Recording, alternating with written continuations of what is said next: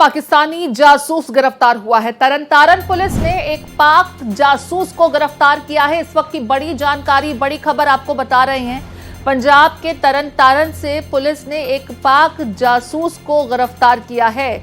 खालिस्तानी आतंकवादी बताया जा रहा है गिरफ्तार शख्स। पाकिस्तान की एजेंसी ISI से इसके संबंध बताए जा रहे हैं। सीमा पार एजेंटों को जानकारी देने का भी आरोप है। सेना की गतिविधियों के बारे में इसके द्वारा ISI को जानकारी दी गई है। गगनदीप सिंह इस आरोपी का नाम बताया जा रहा है। तो देखिए, तरन से एक पाक जासूस जो खालिस्तानी आतंकवादी बताया जा रहा है, उसे गिरफ्तार किया गया है। तरन पुलिस ने इसे गिरफ्तार किया है।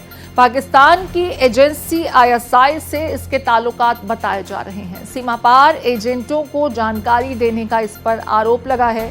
सेना की गतिविधियों के बारे में इसके द्वारा जानकारी सीमा पार बैठे एजेंटों को साझा की गई।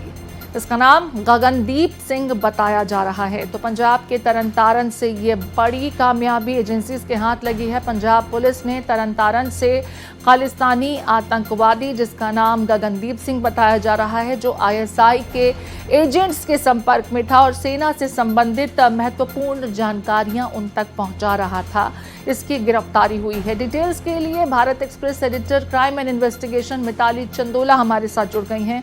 मिताली, क्या कुछ जानकारी तरन से हुई इस गिरफ्तारी के संबंध में?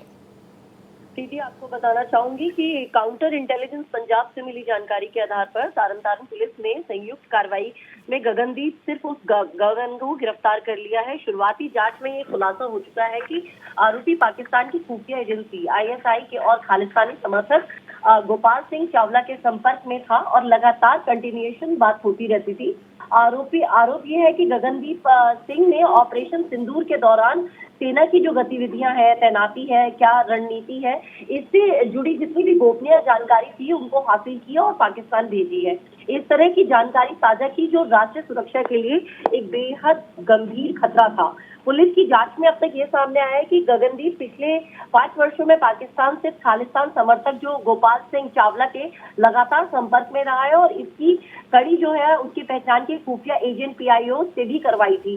गगनदीप को इन एजेंट से भारतीय चैनलों के जरिए भुगतान भी मिलता था। तो मतलब इस तरीके से ये पूरा का पूरा सिंडिकेट काम कर रहा था। जी मिताली, अगर बात की जाए तो बीते दिनों ऑपरेशन सिंदूर के बाद से देश भर से कई ऐसे जासूस या जो पाकिस्तान के इशारे पर काम करते हैं, गोपनीय इंफॉर्मेशन साझा करते हैं, उनकी लगातार गिरफ्तारियां की जा रही हैं। गगनदीप के बारे में जानकारी मिल रही है कि यह खालिस्तानी आतंकी है और ISI के हैंडलर्स के साथ लगातार संपर्क में था।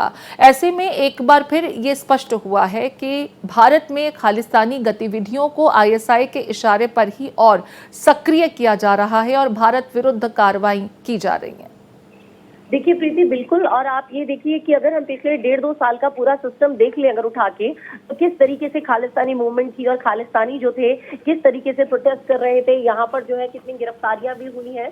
और वो बात अलग है कि हमारी इंटरनल सिक्योरिटी काफी मजबूत है और मुस्तैदी से काम किया है। तो ना जाने कितने खालिस्तानी जो टेररिस्ट है उनको भी दिल्ली के स्पेशल सेल की बात कीजिए या NIA की बात कीजिए, उन्होंने अपनी गिरफ्त में लिया है। और इस नेक्सस का जो है भांडाफोड़ लगातार हो रहा है। यहाँ पर भी जो तरन में अभी गिरफ्तारी हुई है गगनदीप की, उसमें मैं आपको बताना चाहूंगी कि इन्वेस्टिगेशन के दौरान एक मोबाइल फोन मिला था जिसमें पाकिस्तानी खुफिया एजेंटों के साथ जो सूचनाएं साझा की गई थी, ISIS से जुड़े जो 20 से भी ज्यादा अधिक लोगों का संपर्क मिला है। डेटा में काफी ज्यादा जो है चौंकाने वाली चीजें मिली हैं। तो इस पूरे मामले को मद्देनजर रखते हुए ये पता है कि अब ये जो है इंटरनल सिक्योरिटी भी मजबूती से काम कर रही है, क्योंकि इस तरीके के जो आतंकी हैं वो अलग अलग जगह पर स्लीपर सेल की तरह काम कर रहे हैं। बहुत शुक्रिया मिताली तमाम जानकारी साझा करने के लिए।